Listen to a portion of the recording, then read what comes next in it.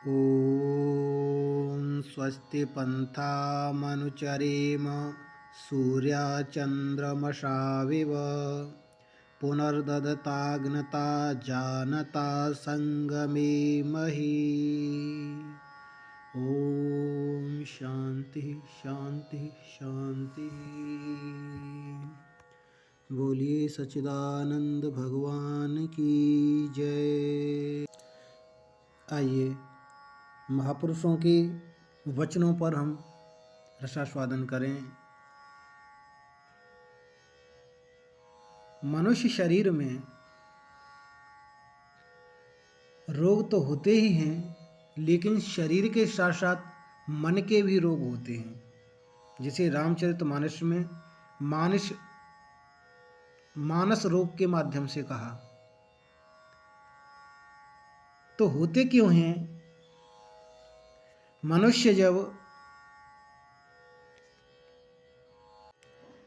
विद्या को केंद्र बना करके चलता है तो वो परमार्थ मार्ग पर चलता है, जगदीश के मार्ग पर चलता है। और यदि वह मनुष्य अविद्या को माध्यम बना करके चले तो वह संसार के मार्ग पर चल पड़ता है, संबंधों के मार्ग पर चल पड़ता है। और अविद्या से ही योग दर्शन के आचार्य कहते हैं कि अविद्या अस्मिता राग द्वेषाविनिवेशा पंच क्लेशा। अविद्या मूल है, मोह सकल व्याधन कर मूला। तो उसमें अविद्या, अस्मिता, राग, द्वेष, अभिनिवेश ये समस्याओं के कारण बनते हैं। मन ही है जो कि मनुष्य को इस जन्म मरण के दुष्चक्र से छुड़ा सकता है, और मन ही है जो कि इस कर्म बंधन के चक्कर में, जन्म मरण के चक्कर में डाल सकता है।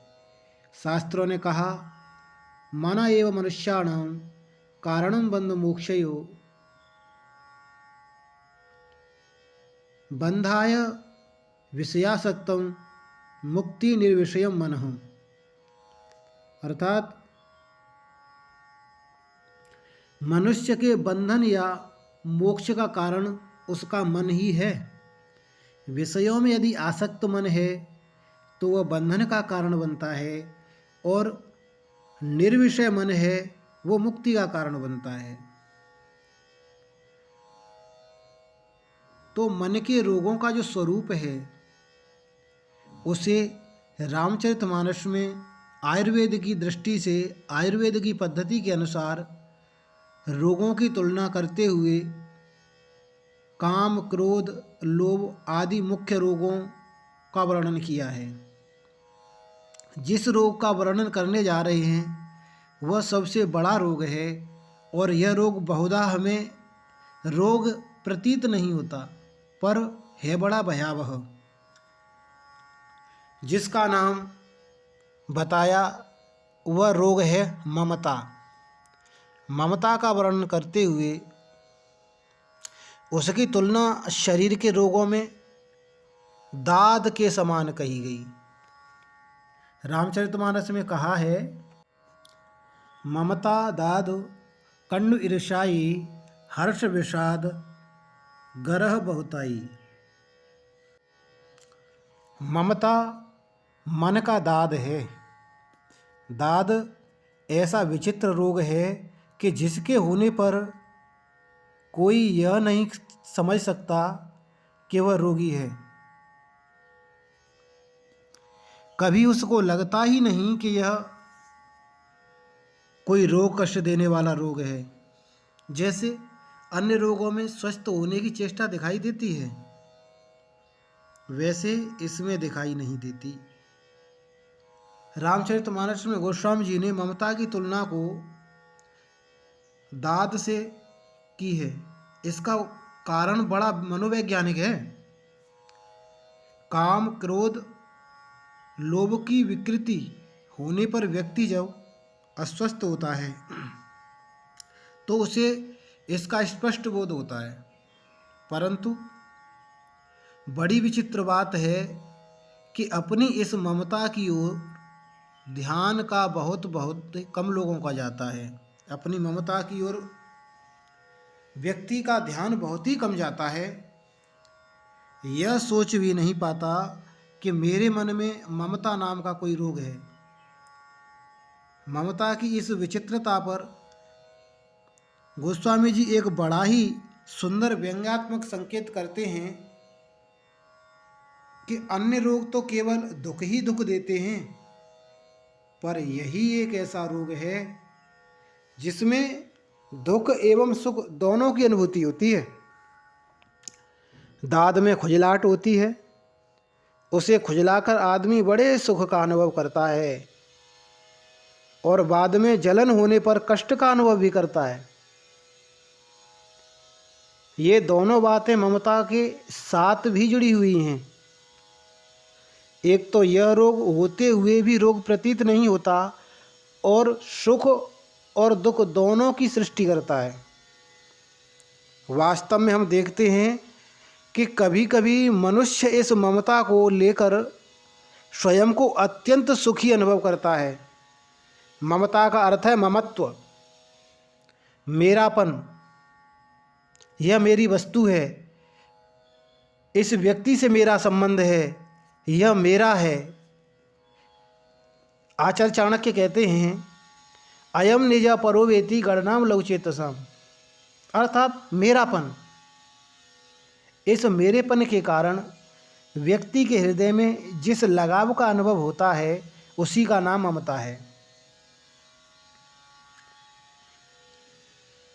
जिनसे हमें ममता होती है उन्हें जब हम उन्नति करते देखते हैं तो हमें बड़ी प्रसन्नता होती है। यही एक प्रकार की अनुभूति हो ऐसा नहीं।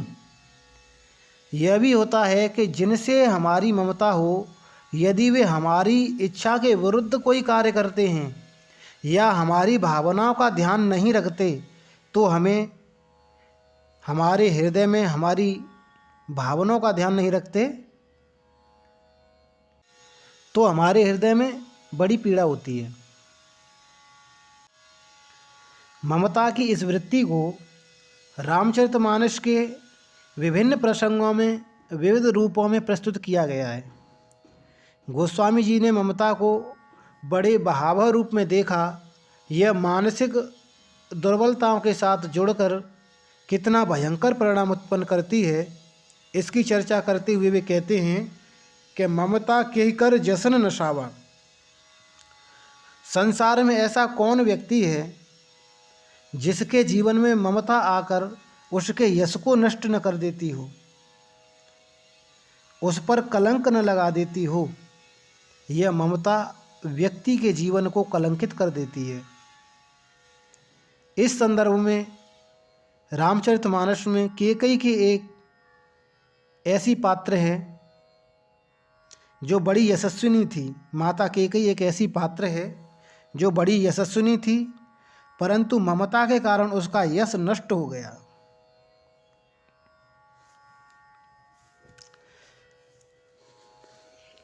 राम राज्य बन गया, लेकिन गोस्वामी तुलसीदास जी ने गीतावली में एक बड़ी अद्भुत बात बताई।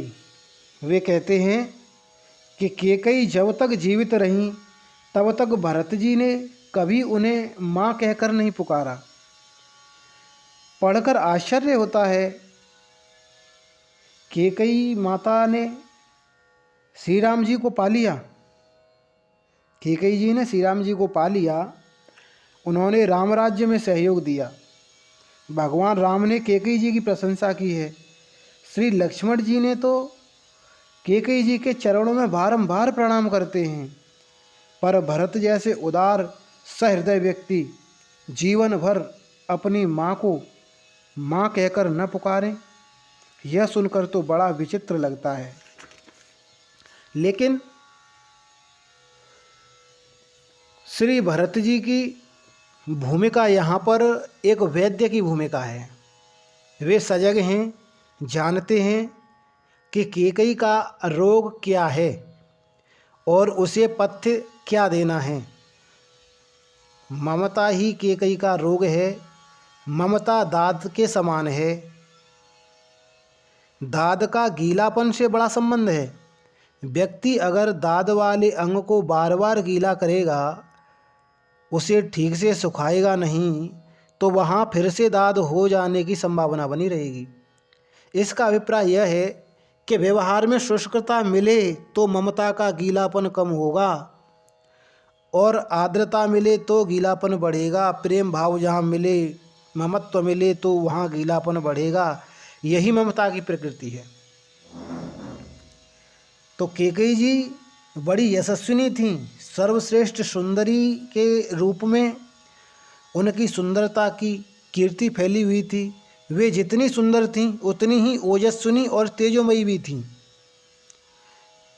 राजा दशरथ जब युद्ध में जाते थे तब अन्य रानियां उनके साथ नहीं जाती थीं, पर कैकेयी जी रण क्षेत्र में भी उनका साथ देने के लिए जाती थीं। पति के प्रति जब उनके मन में प्रगाढ़ अपनत्व दिखाई देता है, उनकी उदारता भी इतनी प्रसिद्ध थी कि सभी लोग यह कहा करते थे कि सौतिया डाह सभी में पाया जाता है, परंतु कैकेयी जी इसकी अपवाद हैं। इस तरह कैकेयी जी का स्वभाव, शील, शौर्य और सौंदर्य से तो यशस्विनी थीं, पर यह अनर्थ क्यों हुआ? ममता के कारण। अगर उनके अंतःकरण से यह चीज़ मिट गई होती तो इसका बड़ा अनर्थ न हुआ होता। वे ममता के संस्कारों को नहीं मिटा पाईं। इस बात को वे नहीं भूल पाईं कि भरत मेरा बेटा है। श्री राम जी उन्हें माँ कहकर पुकारते हैं। वे अपनी माँ से भी अधिक सम्मान कैकेयी जी को देते हैं, पर इतना होते हुए भी कैकेयी सोचती हैं कि अभी तो राम मेरे नकली बेटा हैं। अगले जन्म में हों तो हों, और अगले जन्म में भी कब होंगे? जब मेरे गर्भ से वे जन्म लेंगे, तभी वे मेरे असली बेटे होंगे। यही कैकेयी जी की असली की परिभाषा मानती थीं। असली पुत्र की यही परिभाषा माता कैकेयी जी मानती थीं कि अगले जन्म में राम जी जब मेरे गर्भ से उत्पन्न हों, मेरे गर्भ से जन्म लें, यही वे मानती थीं। उन्होंने मंथरा से यही कहा कि मैं ब्रह्मा से प्रार्थना करती हूँ कि यदि मेरा अगला जन्म हो तो राम मेरे पुत्र हों। पर क्या कैकेयी जी का अगला जन्म हुआ? न उनका अगला जन्म हुआ और न राम उनके पुत्र बने। इसका मतलब यह हुआ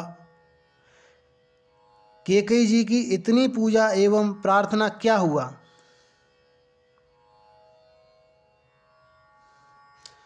माता कैकेयी जी ने जो इतनी पूजा की, इतनी प्रार्थना की ब्रह्मा जी की, इसका क्या हुआ?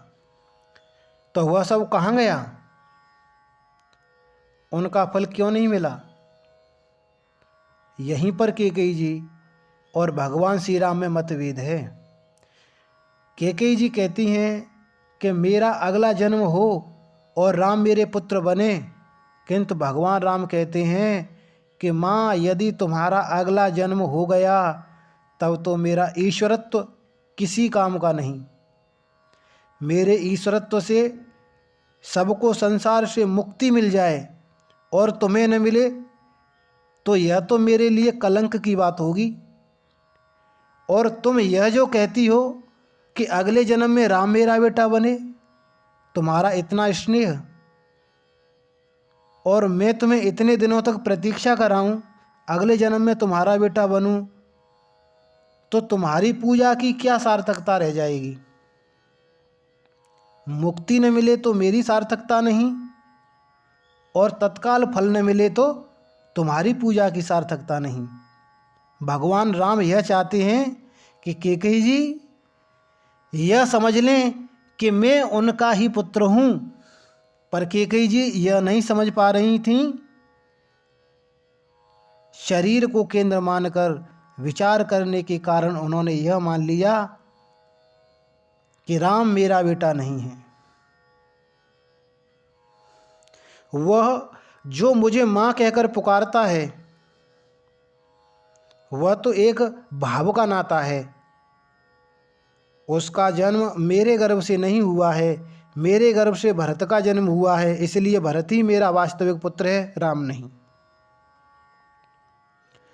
भगवान श्री राम ने कैकेयी जी को उसी जन्म में माँ कहकर पुकारा और अंततः कैकेयी जी को भी स्वीकार करना ही पड़ा कि हाँ, अब मेरा भ्रम दूर हो गया। जिस समय कैकेयी जी ने भगवान राम को बुलाकर कहा कि राम, मैंने तुम्हारे पिता से 2 वरदान मांगे हैं, क्या तुम उन वरदानों को पूरा कर सकोगे? भगवान राम ने कहा, माँ, तुमने क्या वरदान मांगा है? तो माता कैकेयी ने कहा, एक तो यह कि मेरा पुत्र राजा हो और दूसरा यह कि तुम 14 वर्ष के लिए वन जाओ। भगवान राम जी कैकेयी के चरणों को पकड़ लिए और गदगद कंठ से बोले, सुन जननी सोई सुत बड़ भागी, जो पितु मात चरण अनुरागी, जो पितु मात वचन अनुरागी। कैकेयी जी को उन्होंने जननी कहा। भगवान श्री राम का अभिप्राय क्या था? माने वे कहना चाहते हैं कि माँ, अगले जन्म में ही क्यों, लो मैं तो अभी से तुम्हारा पुत्र बन गया, मेरी जननी तुम ही हो। कैकेयी जी यह कह सकती हैं कि नहीं नहीं, मेरा पुत्र तो भरत है। भगवान राम ने कहा कि वह तो तब पता चलेगा जब भरत लौट कर आएंगे। तुम्हें जो यह भ्रम हो गया है कि तुम भरत की जननी हो, वह भरत के आने पर दूर हो जाएगा और तुम जान लोगी कि वास्तव में तुम भरत की जननी हो या मेरी। और सचमुच श्री भरत की ममता यही है कि उन्होंने कैकेयी जी की दुर्बलता को दूर करने के लिए एक सद्वैद्य की भूमिका का पूरा निर्वाह किया। भगवान कैकेयी जी को जननी कहकर सावधान करते हैं। उन्होंने उन्हें माँ कहकर नहीं अपितु जननी कहकर पुकारा। साधारणतया लोग समझते हैं कि माँ और जननी पर्यायवाची हैं, पर शब्दों के भी भावात्मक अर्थों में भेद रहता है। किसी भी महिला को जिसके प्रति आपके मन में आदर बुद्धि है, आप माँ कहकर पुकार सकते हैं, माताजी कहकर पुकार सकते हैं, पर जननी सबको नहीं कह सकते। जननी तो वही है जिसके गर्भ से हमारा जन्म होता है।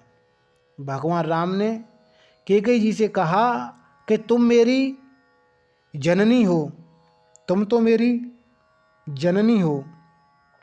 और एक बार नहीं, 2 बार नहीं, बार बार कहा। रामचरितमानस में गोस्वामी संकेत करते हैं कि सुन जननी सोई सुत बड़ भागी, जो पितु मात बचन अनुरागी, तनय मात पितु तोषण हारा, दुर्लभ जननी सकल संसारा। दोहा में कहा, मुनिगण मिलन विशेष बन, सवै भांति हित मोर, तेह पितु आयसु बहुरे, सम्मत जननी तोर।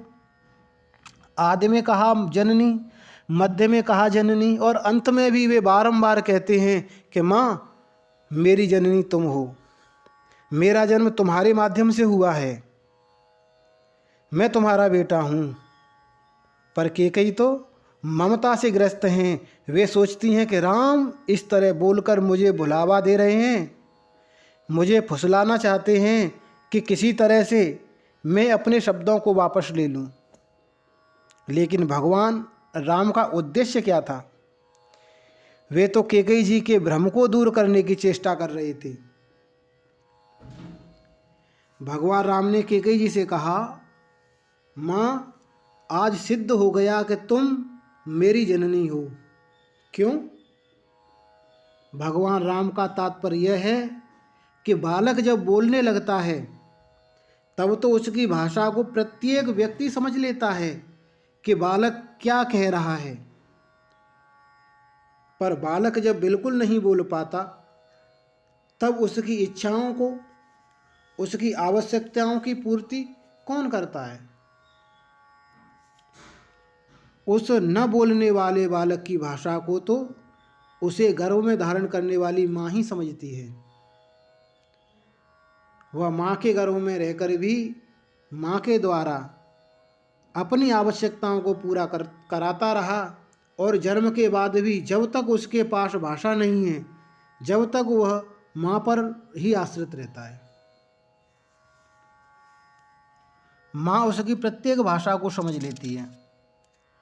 भगवान राम ने कैकेयी जी से कहा, माँ, तुम मेरी जननी हो, इसका स्पष्ट प्रमाण आज मुझे मिल गया। बोले, क्या? मेरे मन में एक विचार आया, पर डर के मारे बोल नहीं पा रहा था, और पूरी अयोध्या में कोई समझ नहीं पाया। केवल तुमने समझा। तुम मेरी जननी न होती तो मेरे मन की बात को कैसे जान लेती? भगवान राम का संकेत यह था कि कल ही जब गुरुजी ने कहा कि तुम्हें अयोध्या का राज्य मिलेगा, तो मैं दुखी हो गया और सोचने लगा कि इस निर्मल वंश में यही एक अनुचित बात हो रही है।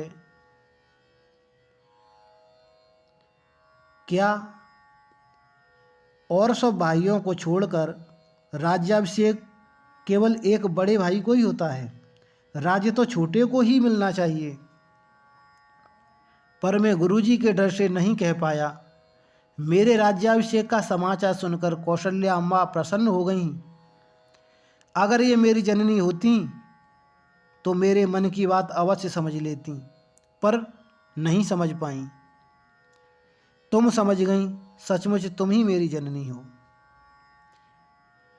मैं तो यही सोच रहा था कि भरत राजा हो।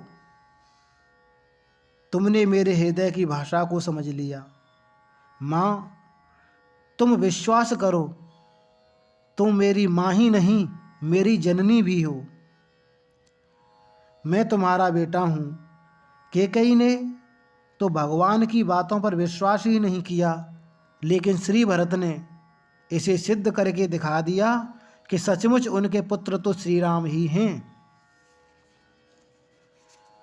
भरत जी यह समझ गए कि कैकेयी के अंतःकरण में ममता का संस्कार नहीं मिट पा रहा है, और जब तक उनका यह ममत्व दूर नहीं होगा, तब तक उनका कल्याण नहीं हो सकता। इसलिए उन्होंने यह निर्णय लिया कि उनके ममत्व को दूर करना ही होगा, और उनके इस ममत्व रूपी दाद की चिकित्सा उन्होंने अपने शुष्क व्यवहार से ही प्रारंभ की। कैकेयी जी के प्रति उनके शुष्क व्यवहार का अभिप्राय यही था कि व्यवहार में आर्द्रता कैकेयी जी के लिए कुपथ्य है। उनमें अहमता की समस्या नहीं है।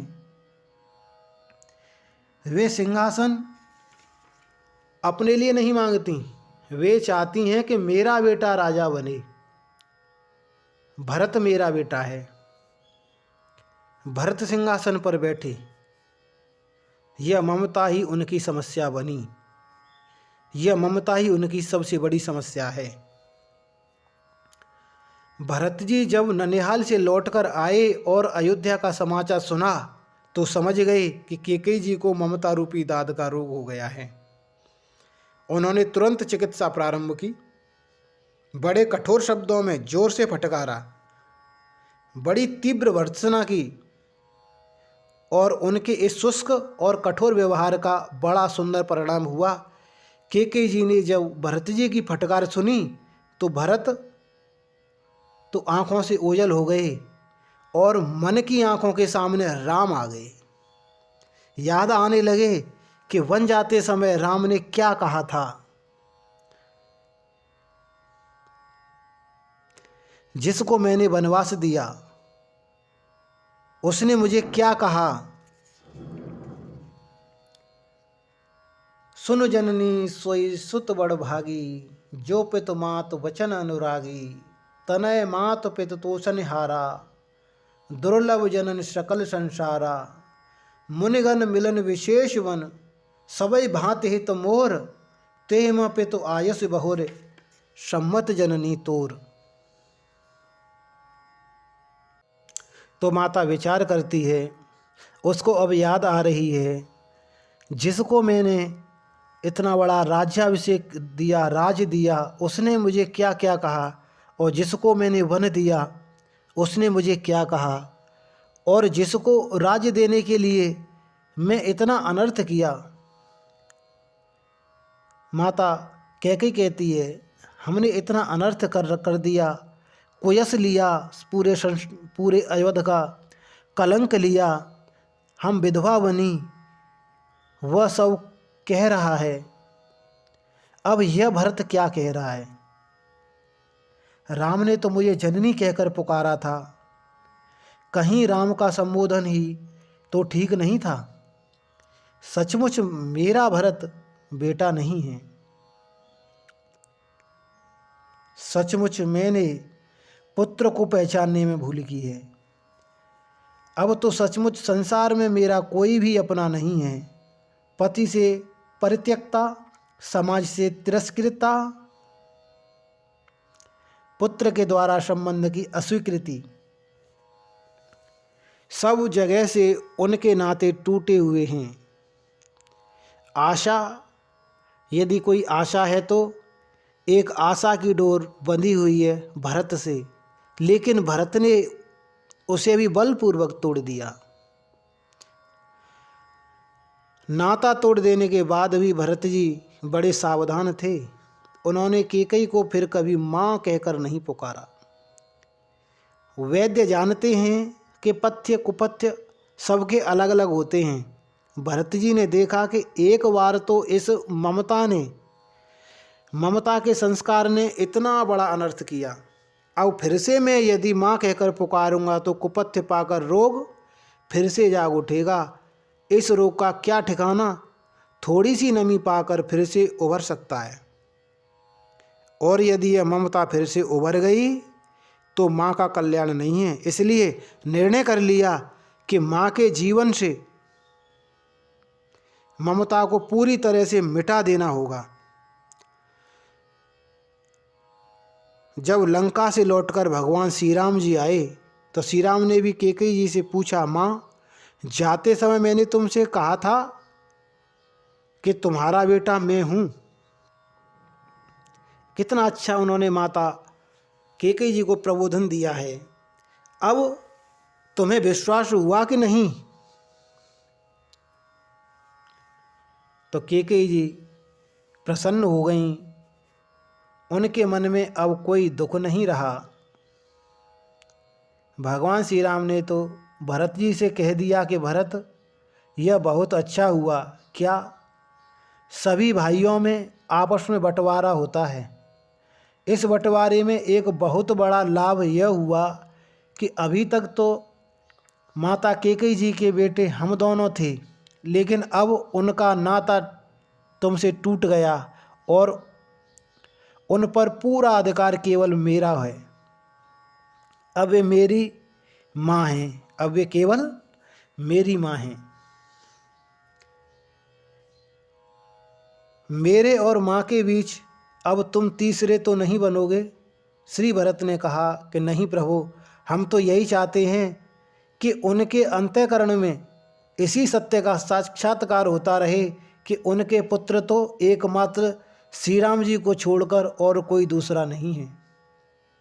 और सचमुच यही ममत्व शून्य स्थिति है। उस ममता के द्वारा कैकेयी जी को कलंक लगा और उनकी ममता को मिटाने के लिए ही श्री भरत जी ने इतना शुष्क व्यवहार किया। उन माता जी के समक्ष इतना शुष्क व्यवहार किया, उनके कलंक का प्रक्षालन किया, और अंत में जब उनके जीवन से ममता मिट गई तब उनका कल्याण हुआ। इस प्रकार भरत जी ने एक कुशल वैद्य के रूप में कैकेयी जी की ममता की दिशा अपने से हटाकर भगवान श्री राम जी के साथ जोड़ दी। हमें भी अपनी ममता को परिवार व सगे संबंधियों से हटाकर भगवान राम जी से जोड़ देनी चाहिए। गोस्वामी जी कहते हैं कि एक तो जहाँ ममता हो वहाँ से मन को हटा लेना चाहिए, और ऐसा न हो सके तो क्या उपाय है? तो उन्होंने दोहावली में कहा, कै ममता कै कर ममता राम सो कै ममता पर ले, कै ममता पर हेलो। अर्थात या तो ममता भगवान राम जी पर करो और या ममता का त्याग कर दो। विभीषण से भगवान राम जी ने कहा, जननी जनक बंद सुतदारा, तन धन भवन सुहृदय परिवारा, सबके ममता ताग बटोरी, मौ पद मन ही बांध बर डोरी। सामान्य रूप से यदि देखा जाए तो मनुष्य की ममता कहाँ है? या तो अपनी माता के प्रति ममता है, या अपने पिता के प्रति ममता है, या अपने भाई के प्रति, या पुत्र के प्रति, या पत्नी के प्रति, अथवा अपने शरीर के प्रति, धन के प्रति, घर के प्रति, मित्र के प्रति, संबंधी के प्रति। तो उनका कहना है इन सब के प्रेम रूपी धागों को एकत्रित करके डोरी बना लें और इस ममता को भगवान के पैरों से बांध दें, मुक्त हो जाएं। क्यों कि जानिए सभी राम के नाते, ये सारे संबंध, ये सारे नाते भगवान राम जी के ही हैं, भगवान के ही बनाए हुए नाते हैं। किंतु हमने इनको अपना मान लिया है, और जब अपना मान लिया है तो अपनत्व के कारण हम राग द्वेष करते हैं। जिसको अपना मान लिया उनसे राग, और जिनको अपना नहीं माना उनके प्रति द्वेष।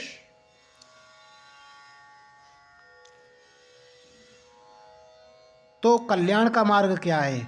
कल्याण का मात्र यही एक है कि राग हो तो भगवान के चरणों में, संबंध हो तो भगवान से जुड़ा हुआ संबंध हो। भगवान स्वयं कहते हैं कि तुम मुझसे किसी भी रूप में संबंध बना सकते हैं। मित्र के रूप में बनाओ, सुग्रीव से कह दिया, मित्र रूप में बन गए।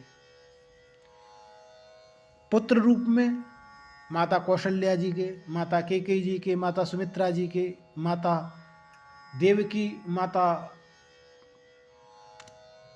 देवकी के गर्भ में भगवान कृष्ण के रूप में आए। कोई भी संबंध नहीं बना पाओ तो रावण संबंध नहीं मानता, लेकिन तुम मानो तो सही, किसी भी भाव में मानो, मैं उसी भाव से मानने के लिए तैयार हूं। तो क्या कहा? रावण ने कहा कि मेरा शत्रु है, तो शत्रु रूप में उन्होंने संबंध माना और अंततोगत्वा रावण का कल्याण किया। तो हम भगवान से राग करें, अपने परिवार से राग हटा करके जब राग हम परमात्मा से करते हैं तो वो राग ही अनुराग बन जाता है, और वो अनुराग ही हमारा कल्याण करने वाला होता है। इन्हीं शब्दों से हम अपनी वाणी को विराम देते हैं। ओम सर्वे भवन्तु सुखिनः, सर्वे सन्तु निरामयाः, सर्वे भद्राणि पश्यन्तु, मा कश्चित् दुःखभाग् भवेत्। ओम शांति शांति शांति, सर्वारिष्टासु शांतिर्भवतु।